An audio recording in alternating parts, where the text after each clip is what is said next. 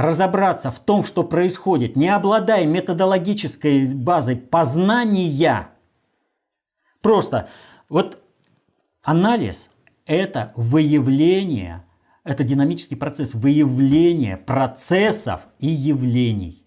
Это понимание процессов, взаимовлияние процессов, не статичные вот картиночки, которые надо совместить. А у нас все аналитики занимались именно статикой.